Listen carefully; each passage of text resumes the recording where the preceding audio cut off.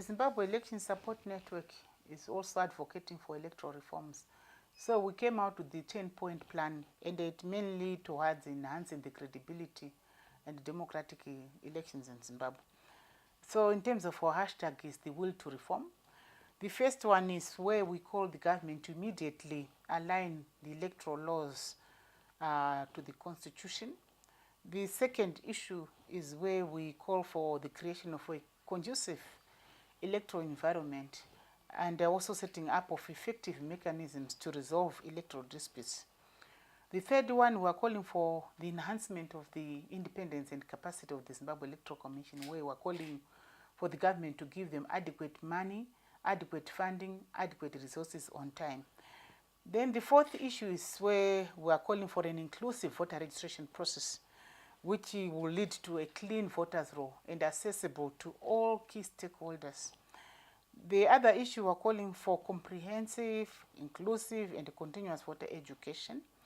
We're also calling for transparency in all electoral processes, particularly in terms of voter registration, voting, and the results management. We're also calling for zero tolerance to political violence, where there is need to create enforceable punitive measures to eliminate political violence, and which will also build up to the conducive environment that guarantees the enjoyment of fundamental freedoms by all citizens. And we're also calling for the right to vote and to contest to all eligible citizens, that they should enjoy this as provided for in the Constitution.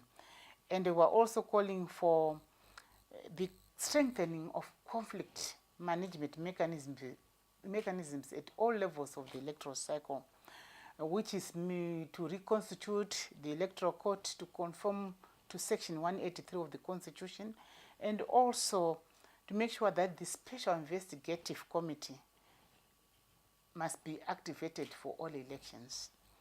And lastly, we are also calling for ZEC to ensure state media coverage in an equitable manner to all candidates, and also ensure that the state and the ZEC enforce the code of conduct and the ethical reporting.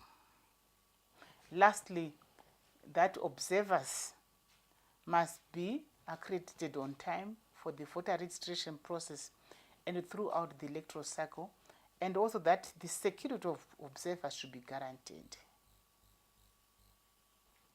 In terms of our approach to electoral reforms, they are in three categories. There are administrative aspects, which relates to the way elections are being managed, and administrative procedures, which are managed by ZEC.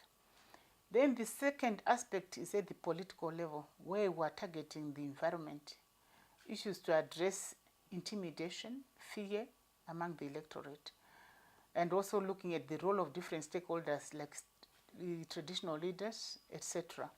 Then the last stage of the category for reforms is the legal framework, where we're looking at electoral laws which needs alignment to the Constitution. For these and other stories, visit our website www.263chat.com. Follow us on Twitter @263chat and like our Facebook page 263chat.